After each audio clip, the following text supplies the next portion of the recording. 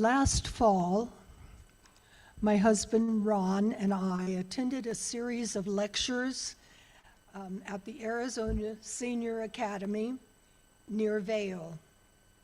The lectures were not just informing, but they provided a path to a new understanding for me of end-of-life issues. Few of us find those easy to address. I personally remember one of the first people who died in my family that was of particular interest to me was my grandfather, my mother's dad. Now, he was a farmer. He and his wife raised 6 children on a hard-scrabble, rocky farm in the Ozarks of Arkansas.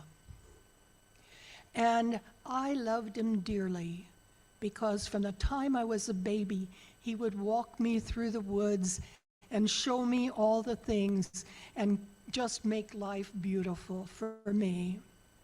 When he died, I went to his funeral with my mother. And I had an aunt who was, I can only say, hysterical. She was crying and sobbing and really worried because her dad wasn't with her anymore. I wish that had been easier. But I understood. My grandpa, my papa, was a wonderful man.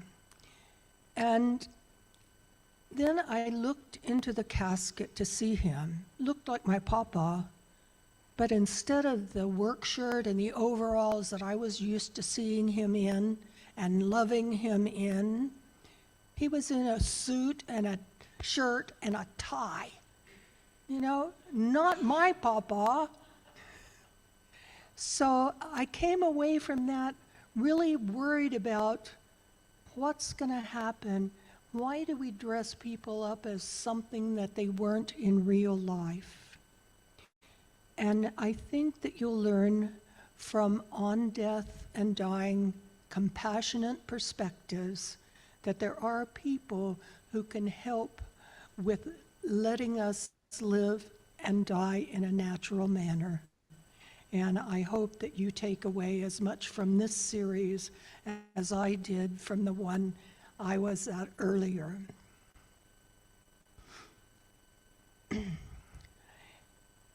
Many older adults and their families don't have access to the resources that are actually available to them as they approach end of life.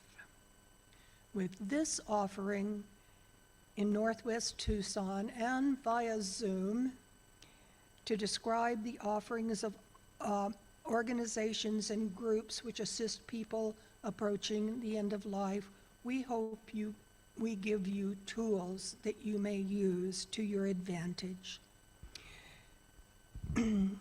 It should help attendees know whom to contact when they need help.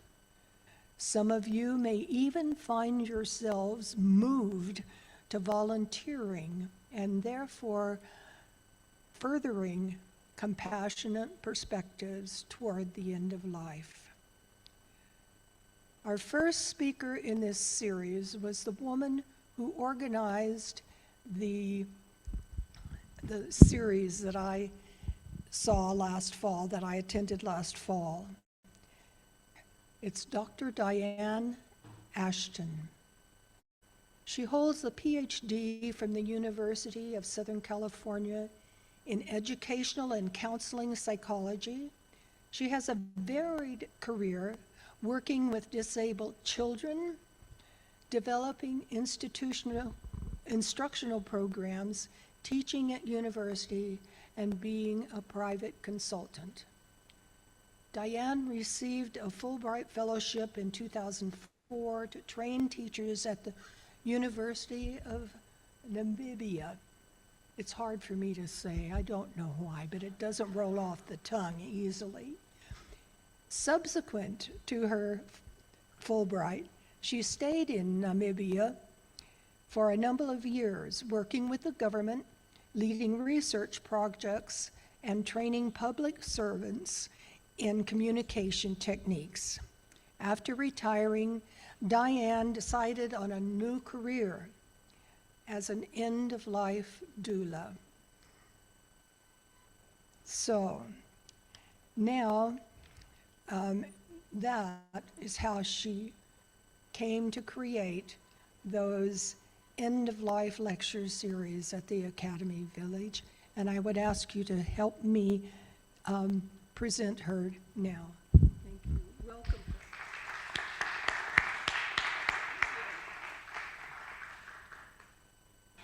And hello to everyone on Zoom, and Rosemary, who is my dear friend in Academy Village, out on the other side of Tucson, who helped me with this whole thing, is watching it on Zoom today, and I'm sure many of you know Rosemary Brown, so I'm giving a shout out to her.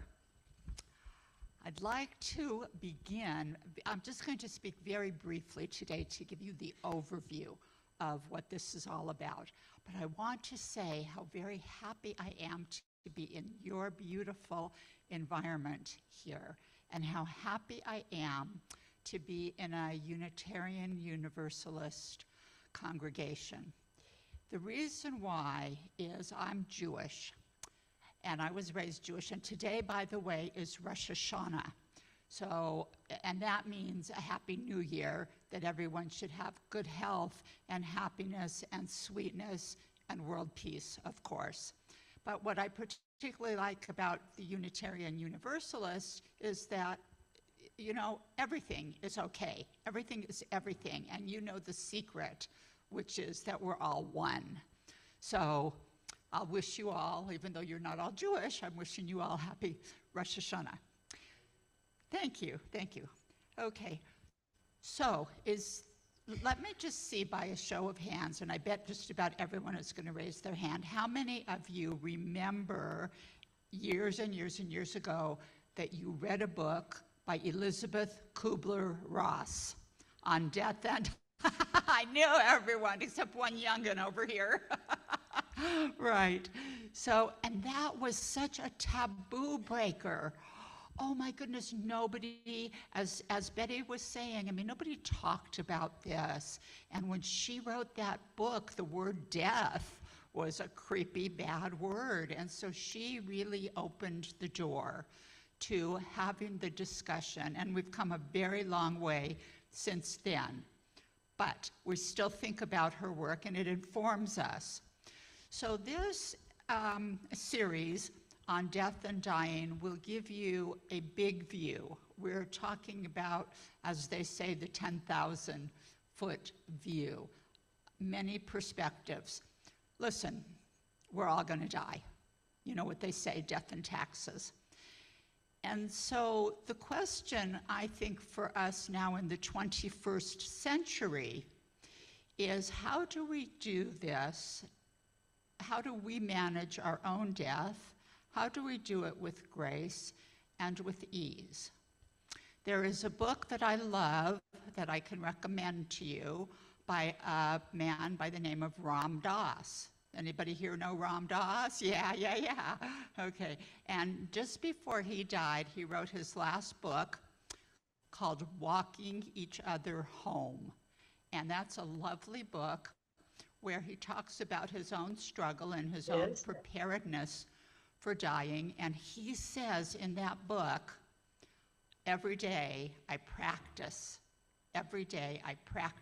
dying, so that we're ready when it really happens, and we can do it with more of a loving, conscious, open heart.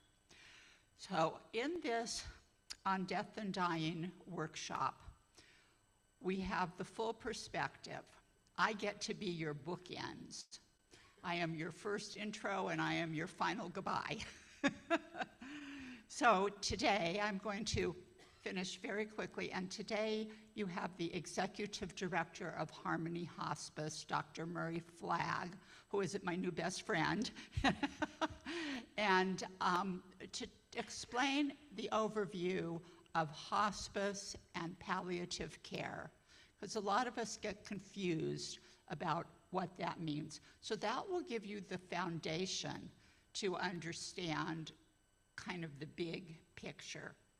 Subsequent to that, we're going to talk, or your group will talk about nuts and bolts kinds of things. Tom, your fellow congregant, and other people on his panel will discuss the nuts and bolts of insurance and advanced care directives and memorials and just kind of, again, the nitty-gritty legalese kind of stuff, not the nitty-gritty about what happens to your body and your soul, but the more nuts and bolts. Tom, anything else you want me to mention? Yes, planning your celebration of life if you choose to have one, which is wonderful. Then, now this is something that has just come about in the past, I don't know, 5-10 years. So, this whole deal called end-of-life doula. Now, I decided to just take the training because I felt like I needed to know what it is. But we are so, so lucky. We have the founder of the Tucson End-of-Life Doulas, Yvette Britis, who is going to speak. She happens to be sitting in the front row right now, but she will speak to you about, well, what the heck is a death doula? You know, I mean, this is a new term. Some of us know the word doula from birth doulas that's been around a lot, but a death doula, but as you read and as you learn, you know, a death doula does many, many comforting things. And this is my personal perspective. Your physician, your hospice, your palliative care, they're dealing with your body and what's happening to your body.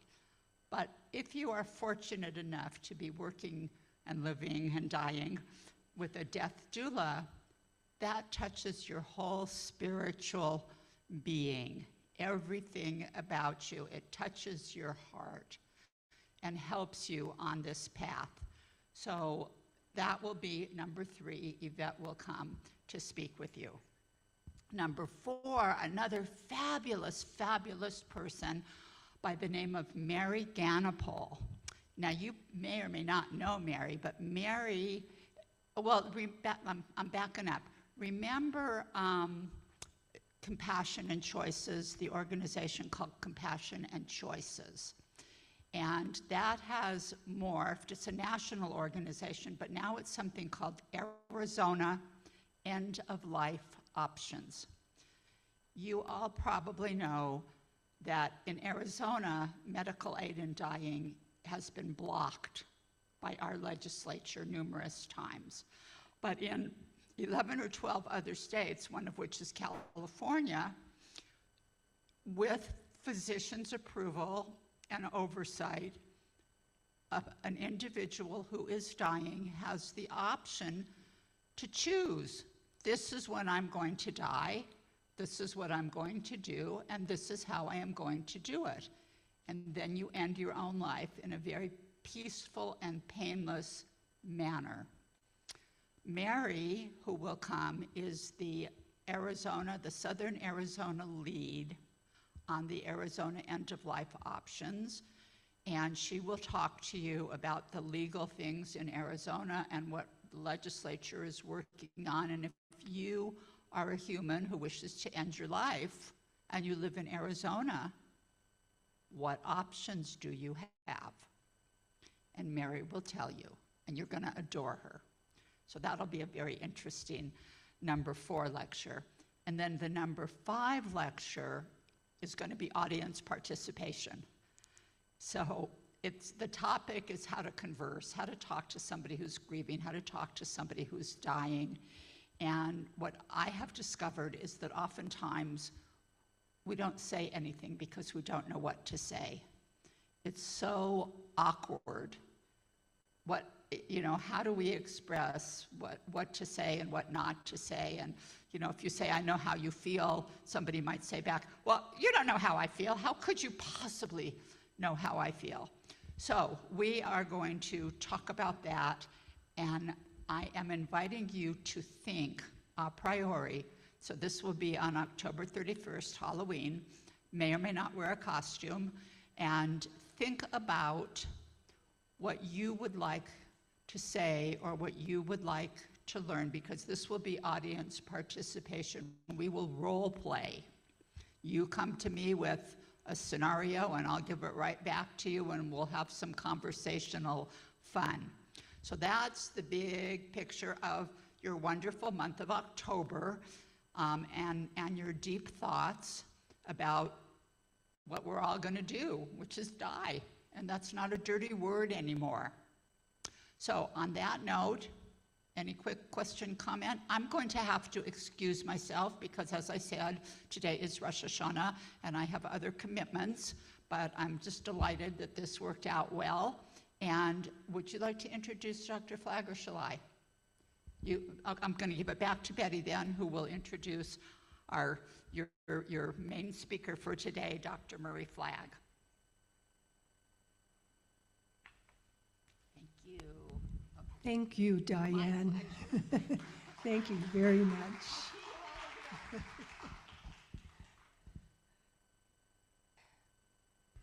Diane is a delightful person, and I'm sure you could tell that from her being here and speaking to us today, and I appreciate your apt attention to her. And now we will hear from Dr. Murray Flagg. He's the Director of Education and Spiritual Care for Harmony Hospice, which is now Harmony Community Care. Yeah, Harmony Community Health Care. There we go. Okay. And he has years of experience, of professional and academic experience in the fields of communication and organizational dynamics, with positions ranging from pastoral ministry to human resource mentoring and development. I also want to take just a moment to say thank you to the people who are running our audiovisual desk in the back. That's Robin Funk-Crary and Chuck Tatum. Chuck is on the camera and Robin is doing everything else back there, I think. Okay, so on with Murray. He's a gifted communicator, which I already know, and I'm going to ask you, Robin, could you turn this microphone on? We're going to try this microphone. Good. Because after Murray speaks, there will be a chance for you to ask questions of him, get some answers that you need. And if the people on Zoom wish to ask, if the people on Zoom want to ask any questions,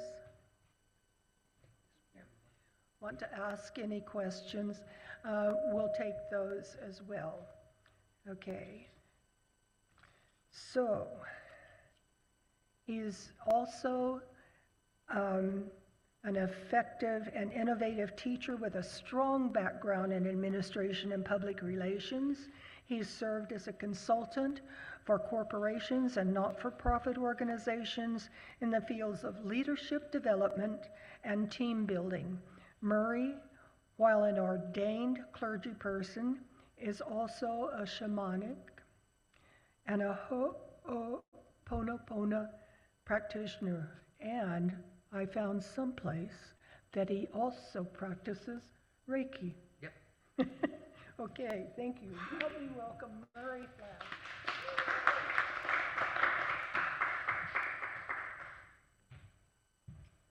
So let me wish you all a blessed Rosh Hashanah. First of all, I have to correct my new sister, and I'll push this back a little bit so you don't get blown away. I've had microphones turned off in large auditoriums because people were going, could you turn that down a little bit? So I've never had a difficulty of people hearing me particularly. Right, Yvette? That's true. So, but I do have to correct my new sister. I am not the executive director of Harmony Community Healthcare. I'm the executive director of Harmony Community Foundation, which is the new not-for-profit that we established in April to provide assistance to older folks with terminal diseases, their families financially, also education. Harmony, for all the years that I've been with them, has provided CEUs, continuing education, because of PhD. You know, they believe you know something. Doesn't really matter, mean that you know anything, but they will give you the credit. We have 30 presentations and trainings that we already have. Well, they're moving to the foundation with me, and we're going to have them online so that people can take them. And the newest one that we're just submitting was actually done by our medical director, Dr. Daniel Casto, on the flu and COVID. And so we're submitting that, and so that'll be the next one that we put up. So if you're looking to know facts and figures about the flu, ranging from the great epidemic of 1916, 17, and 18, that almost devastated a chunk of the world as large as the Black Plague did, to our modern pandemic that we've had with and continue to have with COVID, and the rise of flu, which everybody thinks, oh, it's only the flu. Well, for those of us, and I see a lot of folks whose hair rivals mine for color, for us especially, it's not an easy thing. So we do that. And we are also excited that we have our end-of-life doula certification program, which Yvette is a part of, and which is under the leadership of my brilliant daughter, who is a certified end-of-life doula, who's a life coach, who taught at Columbia Chicago for years in American Sign Language and interpreting, and has all kinds of other great stuff, and is really the member of the family that's still alive that's brilliant.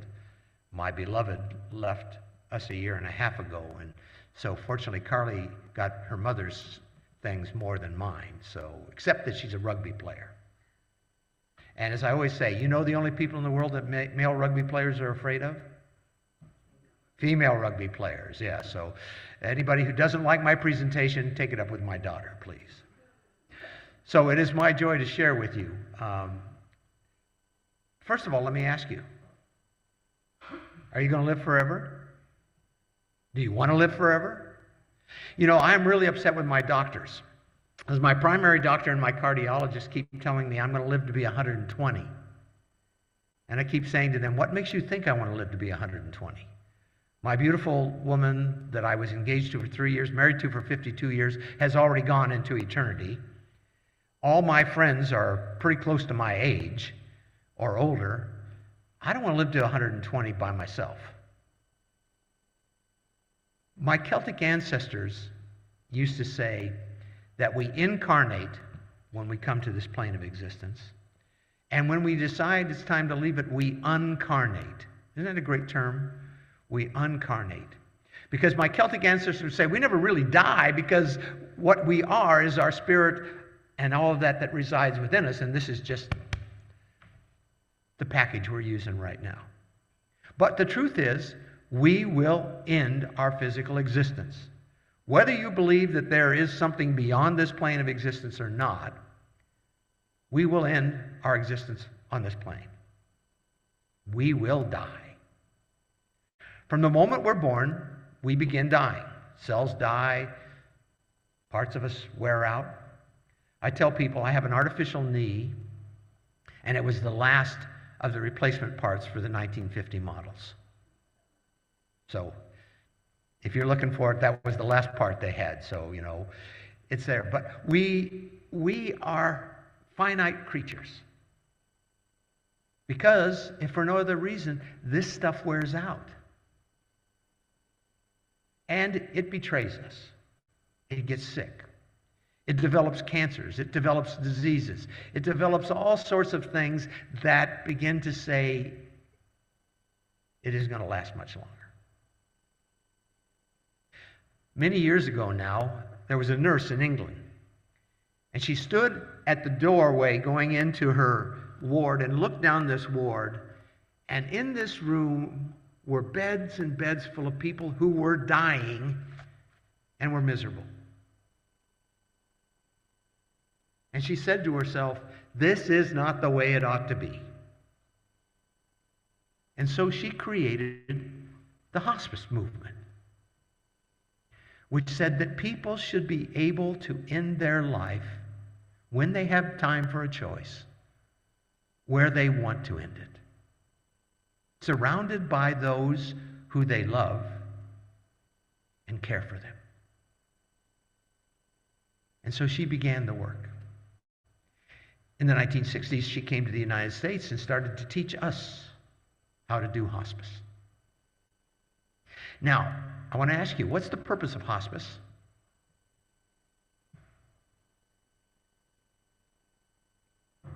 People will tell me, well, it's to help you die. No, it's not. You don't need any help to die. You don't need any help to die. You'll do it. Hospice is about helping people with a terminal disease live as fully and as powerfully and as joyfully and as comfortably as they possibly can for the time they have left. Let me say that again. It is about living. It is not about dying. It is helping people to live fully, as joyfully and as at peace and as comfortably as they can with the time they have left. That's what hospice is about. And so the hospice movement is about helping people to exit this physical life in the best way possible. So when we look at disease, we look at three aspects of it. One is curative. When you have a disease that can be cured. Any of you had COVID? Yeah, most of us got it at some point, right? Whether we were vaccinated or not, we ended up getting it. And we were able to get over it. When my knee got so bad that the steroid injections and nothing else would help it, they said, well, you can replace it.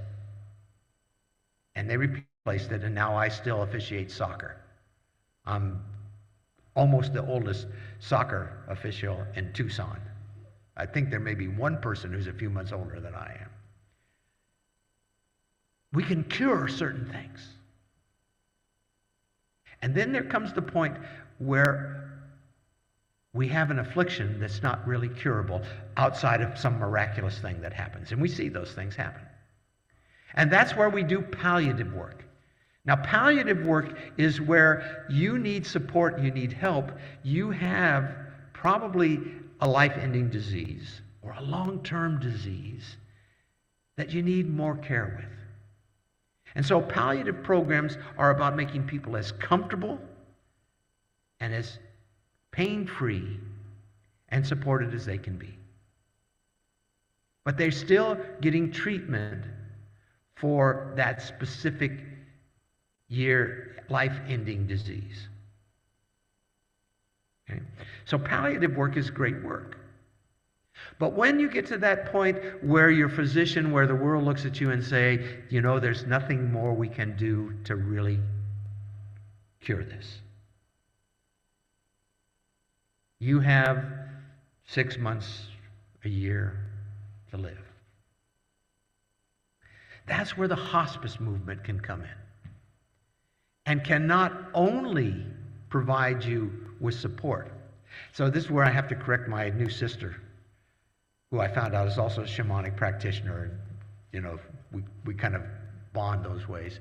But in hospice, we deal with the totality of you as an individual as you move toward those last days of your life. See, because when you go onto a hospice program, you receive not just the medical, which includes a supervising doctor, your own doctor, or the director of medicine for the hospice, a nurse who sees you twice a week, and then when she needs to see you more than that, sees you more than that, and works with you with medication, and by the way, doesn't mean you don't get pain reliever. Doesn't mean that you don't get medication to help with your bowels. Doesn't mean that you don't get things to deal with rashes. You're just not getting that kind of treatment that is supposed to try to cure your disease. Because outside of a miracle, that thing that the universe, the divine, does for us every so often, somebody, there's not going to get cured. It's not going to get better. It's just going to get worse. So you got them, and you got a caregiver who can come in and help with things around your house, help you, help with bathing, help with all of these other things.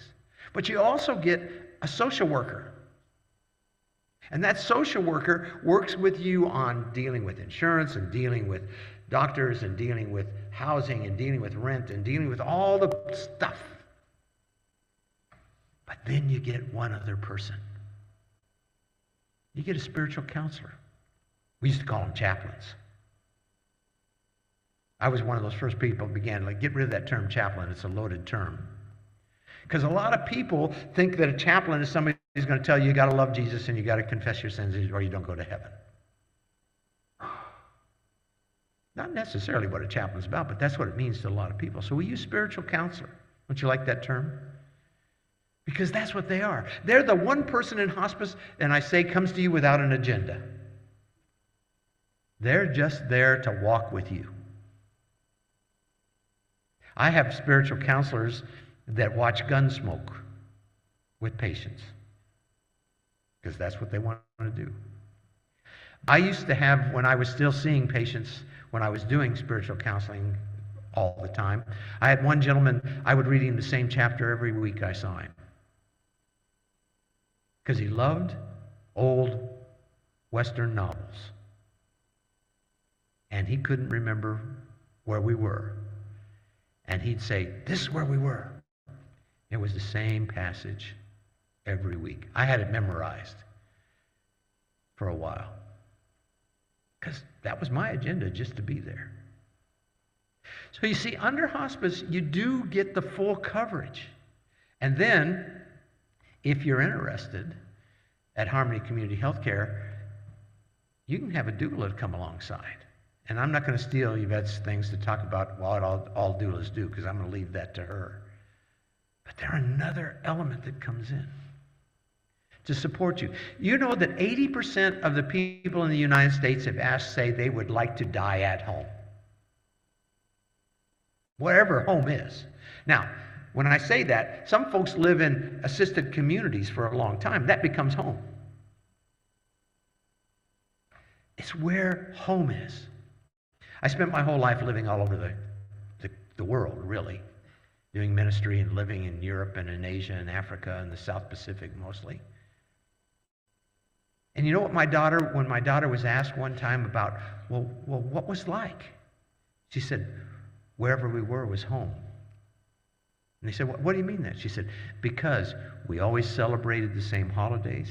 We were always treated the same way. My mama always baked us our best favorite food. She went down the list of all the things that we did, no matter where we were.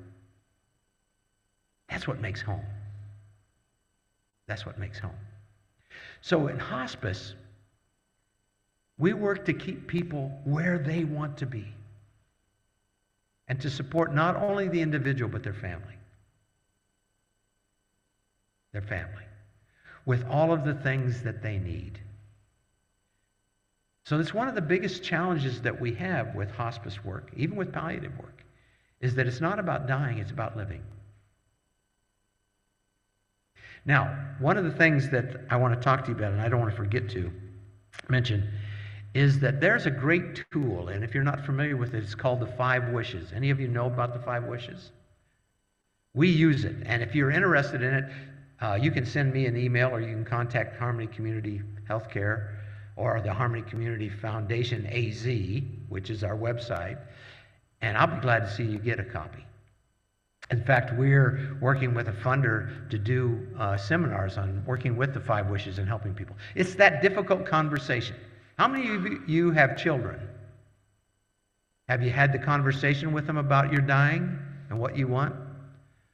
There were a whole lot more hands that went up than that one, right? That's a tough conversation to have. That's the one that we don't necessarily want to have. My father-in-law, who's gone into eternity, as well as my mother-in-law, was a very wise man. So he sat down with my wife and I, and her sister, who was 2 years younger than she and her husband, because they had 3 other daughters that were not He didn't have a lot of confidence in being able to do these things. And he said, this is where this is, this is where this is, this is where this is, this is where this is. It was not a conversation that any of us particularly wanted to have, but it was the important one to have. See, the 5 wishes is a great tool for you. And I don't have any stock in 5 wishes, by the way, so it doesn't come back to me other than hopefully helping you. But do all your family members and your friends know what you want done at the end of your life? They're going to do what they want unless you tell them. Right?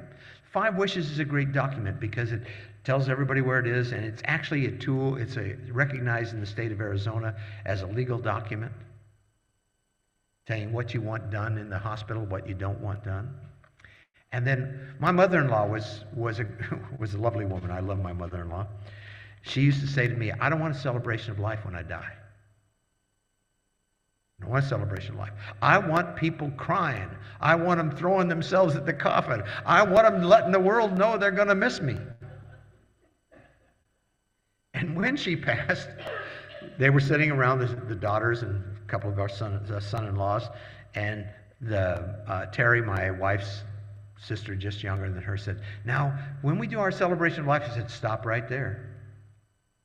I said, you know, your mother said she didn't want a celebration of life. In fact, she said to me, Murray, don't let them have a celebration of life. I want a funeral. And if you have to, I want you to hire mourners.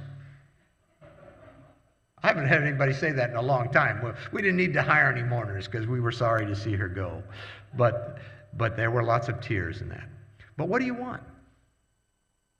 See, if you don't tell people specifically what you want, they're going to do something. And it may not be how you want to be remembered.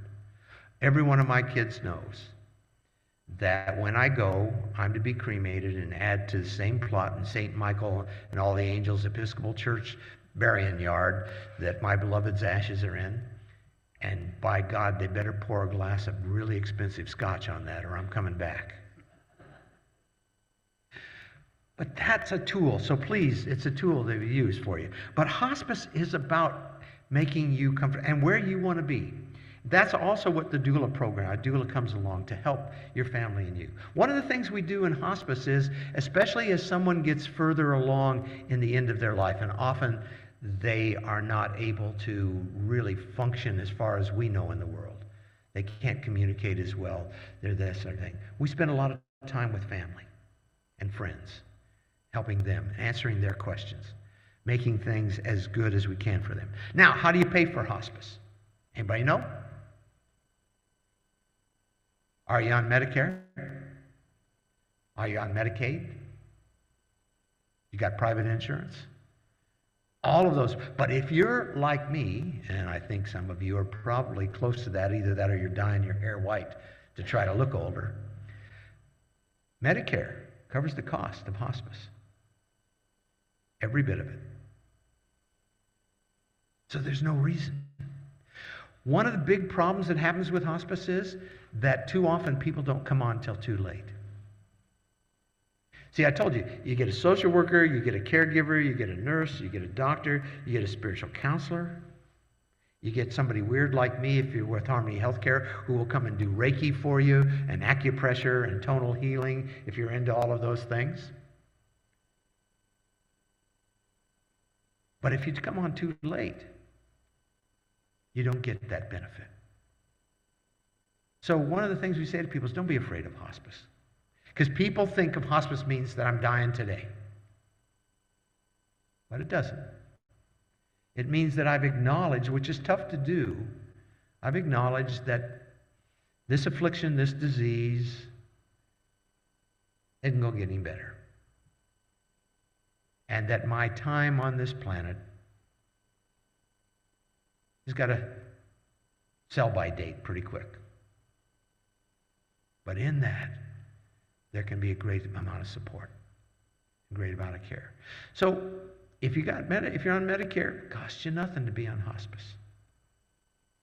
It's a pretty good deal. How many of you have anything where it doesn't cost you something anymore? Right? And everything just gets more expensive, but hospice doesn't. What else am I forgetting? Yvette, am I forgetting anything that I should be saying here about hospice?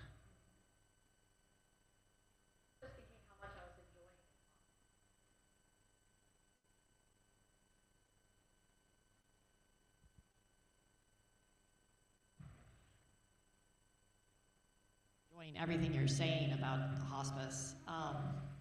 I do really love the way that you're framing it around the living.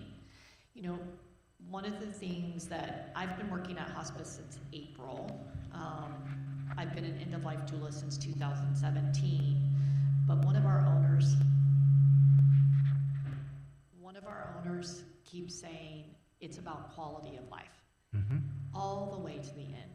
And I think that's what hospice is truly about. Yeah. Is just giving quality of life to live fully and consciously, pain-free. Yeah. So how do you get on hospice? Well, you get on hospice because you have a medical diagnosis that says you have an end-of-life disease. A disease that's going to, whoa, that's getting too loud. Going to take your life. So then your doctor can make a referral, or we can contact your doctor. Or if you don't know, but you know you've got, my wife battled breast cancer for 19 years. Her cancer didn't take her. Her lungs finally wore out from just too many years of treatment in that. But you don't know. You know you've got this disease that they say is an end-of-life disease. Right? You got cancer, you got a blood disease, you've got Alzheimer's, you know how many types of dementia there are, by the way? There are 76 forms of dementia. Yeah, there's 76 forms. So you've got this thing, so your doctor says, well, we can't do any more. Well, you can contact a hospice, and they'll have the nurse and the social worker come out and meet with you and do an evaluation and tell you whether you're ready to go on hospice or not, or whether you qualify. Now, the great thing about that is they may come to you and do the assessment, and they say, you know what, Yvette, you're really not ready for hospice yet, but we got a great palliative program. And so the nurse still comes and sees you, caregiver comes and sees you, social worker is still available to you. See, it's a great thing that's happened with this movement, is you don't have to be alone. You don't have to know it all to deal with the system. How many of you enjoy dealing with your insurance company? Yeah. How many of you enjoy dealing with bureaucracy? Even if you were a part of it before you retired, right? The great thing is we have in the hospice program, you have trained professionals who know how to navigate all of these things and come alongside of you and listen to you and work with you and carry part of the burden. See, we have 3 magnificent women who are our social workers. One of them's very young. Gosh, I look at Sophie and I think, was I ever that young? We have one that speaks brilliant Spanish. And we have one who's not working today because she's Jewish, and it is Rosh Hashanah. And then we've got this raft of nurses. Hospice nurses are a unique form of nurse. You know why? They are the one set of nurses who aren't going to try to make you well, because they know that's not their job. But what they're going to do is make you as comfortable and help you to understand and help your family to understand what's going on with you. And we've got a couple of men and several women who are caregivers, and I keep inviting them to come and give me my shower, because they really do a great job. They'll even do your dishes. And I really invite them to come and do my dishes. They keep telling me, yeah, lots of luck, Charlie. So this program, and I got to tell you, the 3 men who work as our spiritual counselors, one of them born and raised in Africa. One of them from the hollers of Virginia, and one of them a good Southern California boy like myself. But he actually played with John Elway in high school. I'm glad I didn't, because I thought I was pretty good. Playing with those guys would make you look bad. But a great group of people, and the hospices in this town are like that. And the hospice nurses come to us ready to care for you. So I think I've touched on all the main points. So I would like to try to answer questions you have for whatever time we have left. And look at that, Yvette. I didn't even have to have anybody tell me I needed to shut up a term. Because it's one of the old things, you know what it is? Not only was I a pastor, I was a college professor. And you know the worst thing in the world to get anybody to stop is when they're an old preacher and an old teacher in one person. Stop. Questions?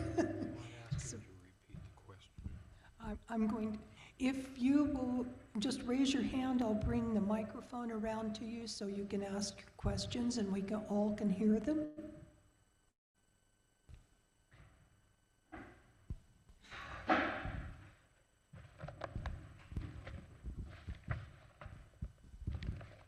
Hi.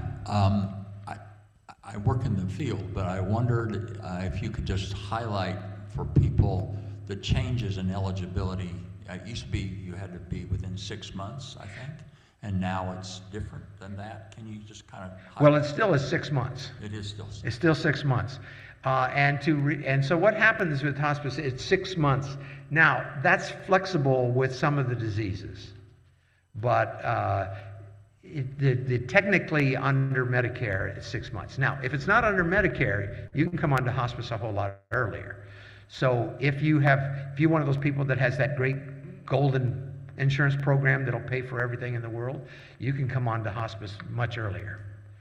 But one of the things on hospice is to be on hospice should you run longer. And we've had people on hospice with us for 2 years. Because some diseases go very quickly and some are very slow. And what's evaluated is the person on schedule for that type of disease? And do they continue to decline? So let me tell you a little secret. There's a thing called interdisciplinary group that meets once a week or twice a month. And at the interdisciplinary group, they talk about the patients and where they're going. And when it's time to recertify somebody, let me tell you, people work awful hard to keep somebody on there when it doesn't showing a whole lot of decline. Because sometimes it is marginal decline. But I'm telling you, they're digging and they're thinking, well, let me see, the other day, and this was because nobody wants to take somebody off. But the great thing is with the Harmony Community Healthcare and other hospices now where they have palliative programs, the great thing is if you're all of a sudden not having a decline enough to be kept on, you can slide into the palliative program. And for a long time, there wasn't any money for palliative.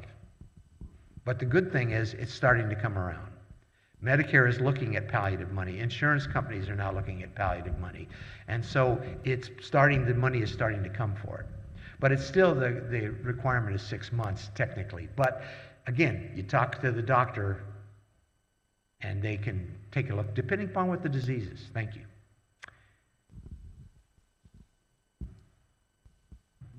Thank you for your presentation, and I have done hospice work, and I understand how important it is. One question, because sometimes people think they know about hospice, and they don't, but recently a friend of mine was told by someone that there's a limited number of days you can have hospice, and I don't believe that's true. No. Okay. No. What happens is, if it goes past the 6 month, then we have to start looking at, Medicare starts looking to say, why are they still on? Are they showing decline? Because the truth is, nobody knows the exact time that a person's life is going to end. So the key is, are they showing consistent decline? And like I said, sometimes that's hard depending upon the disease. And that's why the nurses and the caregivers and the doctors and the social workers and the spiritual counselors all contribute. You know, what are you seeing? What's happening? What's going on? That's why we check weight. One of the real things is checking people's weight.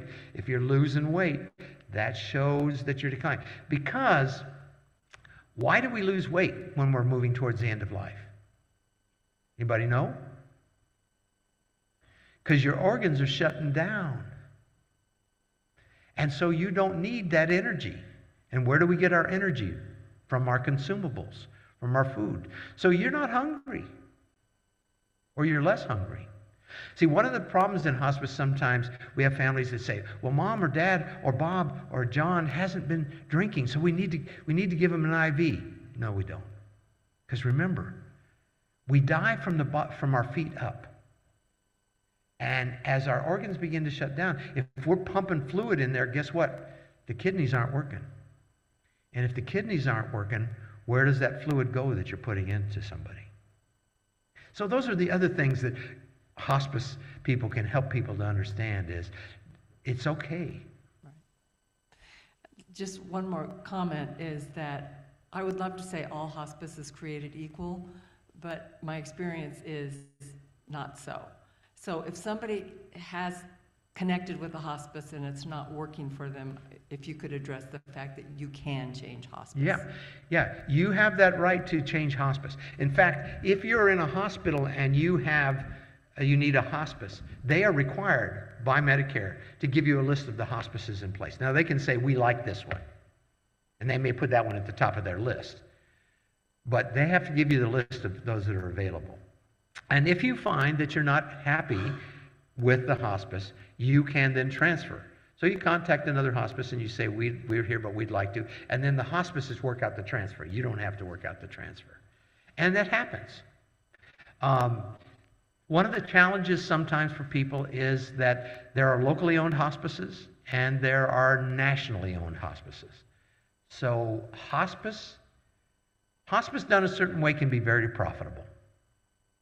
And so we have a lot of big companies coming in, and it can lose that local flavor. There are still 2 or 3 locally owned hospices in Tucson. Harmony happens to be one of them. Our hospice was started by Brianna Henderson, who is by training, education, also by her own heart, a social worker. And if you've ever worked with social workers, you know how they are. Their heart is not only on their sleeve, it's all over them. And that's where they want it. And the reason I came to Tucson to retire, and the reason I work with Harmony is because when I met Brianna, I was introduced to her because they were looking for another spiritual counselor. Her vision of doing hospice the way it was created to be convinced me to go to work for 1 day a week. Then it was, can you be here for 2 days? Can you do 3 days? And then at that period, when back 9 years ago, they didn't have anybody who knew HR. So they said, would you do HR for us? I said, yeah, I'm not doing 5 days a week. So the joke in the company for a long time has been, Murray does 4 days a week unless he does 7. Well, because of the foundation and my moving there, I'm gradually paring things off. And Yvette can tell you, they don't see me around there that much anymore because they're down. But it's a kind of place, and there are. It's the same thing with care facilities, care homes. There are some that are marvelous, and there are some that are okay, and there are some that don't do a very good job. But if you get a hospice and you're not happy for some reason, you can transfer, and that's merely contacting another one who will contact, and the transfer happens, and you don't have to do that. So kind of along those lines, I wanted to get your thoughts on the differences between a for-profit hospice organization and a not-for-profit, which is, I'm assuming, that's what you said that Harmony is, right? No, our foundation is not for profit. Oh, okay. Harmony itself is for profit. Okay. Yeah. Well, so the difference, so when I used to teach organizational stuff in that, I'd say to people, don't say not for profit. No, don't say nonprofit, I'm sorry. Don't say nonprofit, say not for profit. Because one of the problems is if you say nonprofit, that means that we don't worry about balancing the budget. And more charities, more not-for-profit groups have gotten into trouble because they didn't realize you have to turn a profit. But the difference is the profit goes back into the services and not into anybody's pockets. That's the big difference. You manage it the same way. Your management's got to be good, and you got to balance your budget and everything else. But a not-for-profit hospice or a not-for-profit group is, means the profit that you make, the surplus you have, gets plowed back into doing things for them. And so I don't know that we have any not-for-profit hospices in Tucson, but we do have a lot of good hospices. And we do have, like Roots and Roads, that was the foundation for CASA before CASA was bought by a national company. And so they're not-for-profit, which was a separate standalone like we are, became Roots and Roads, and now is a not-for-profit that deals with hospice things and that as well, separately. So Brianna, from the time she started the company, wanted a not-for-profit. And this April, for some donations were given by families, there was enough seed money to actually start developing the profit. Now, Harmony still keeps me on payroll because our foundation is not big enough to start paying for, we'd rather be paying to help people with air conditioners and month's rent and some of those things than we would be paying me for my exorbitant salary. I just want to say how important this conversation is because I've worked with 2 hospices with both of my parents and bumped into surprises because, of course, hospice is arranged at the last moment, the last few weeks, and you're not thinking clearly. So one of the things I learned is hospice doesn't always show up on the weekend. They don't always answer the phone on the weekend. My mother had a stroke on a Saturday, and I could not get hospice to come out. And then the nurse chastised me on Tuesday when she came. She said, "Your mother had a stroke." I said, "I know. That's why I tried to call you 4 times over the weekend." So what I think would be helpful if people had a list of questions so that as you're choosing your hospice, if you know in advance that they don't really provide medical service on weekends, you can make accommodation for that. But you don't want to be in my situation trying to support your mother who's having a stroke and calling hospice with no one responding except to say, "We don't come on the weekends." I'm so sorry for you that was the case. Hospice is supposed to provide 24/7 service. And so we have an answering service. You call the answering service. Our nurses give their direct line. Our spiritual counselors give their line. We have an on-call nurse during the weekend that even does admits in that. So I can't speak for every hospice, but they should be providing services on the weekend. But sometimes it doesn't happen. And that can be a case where if that happens, I would say to you, find another hospice.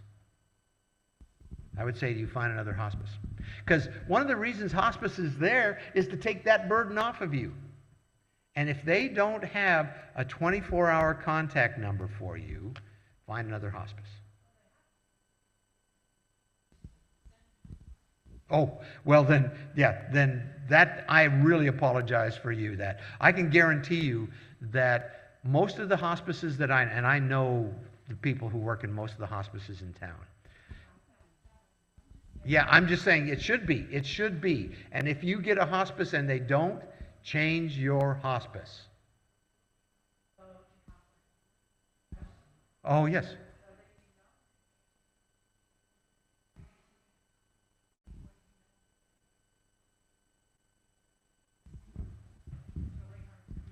Yeah, and right. And again, I want to apologize to you for the whole hospice industry. I do. And I want to...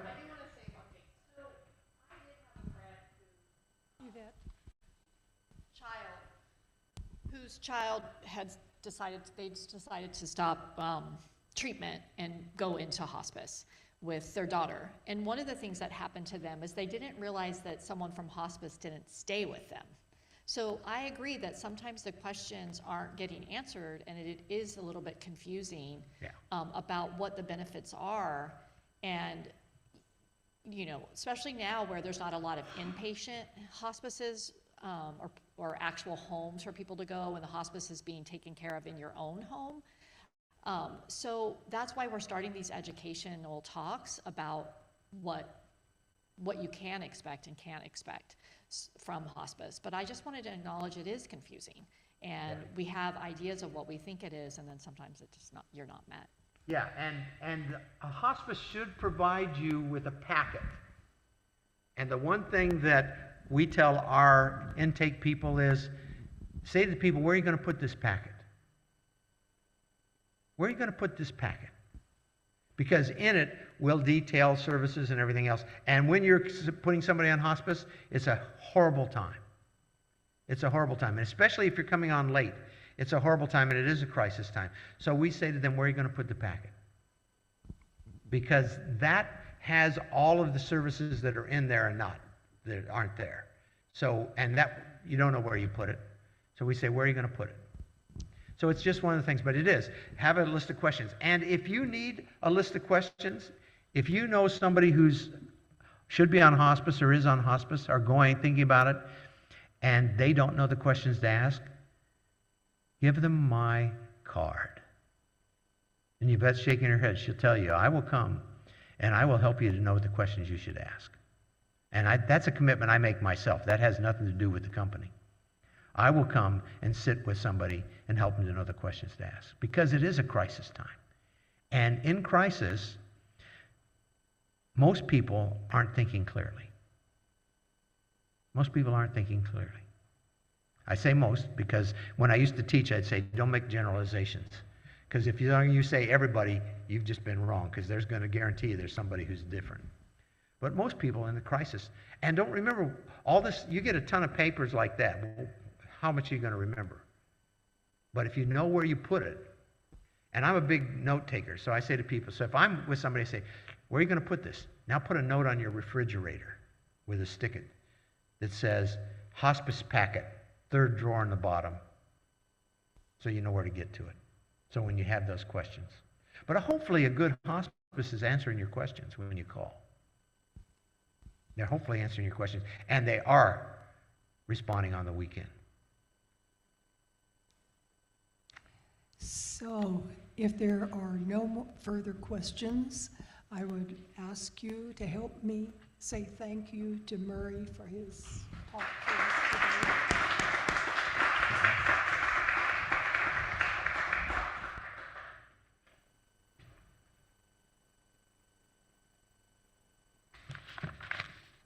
And I want to thank all of you for coming and spending time in this place to learn about how you can go quietly, perhaps, into death.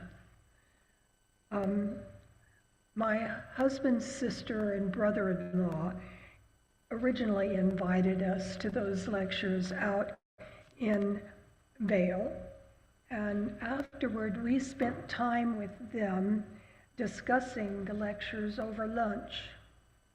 So not being able to serve all of you lunch today on the budget I was given, I would invite you to the Oasis room, which is just to your left here, and there should be drinks, and there are fruits, and I think there might be brownies, I heard, and other things like that, and talk to people, ask questions. I'm sure Murray's going to have something to eat, so. If you got brownies, I'm there. Okay, thank you. Oh, yes. I do have a question. Is there some kind of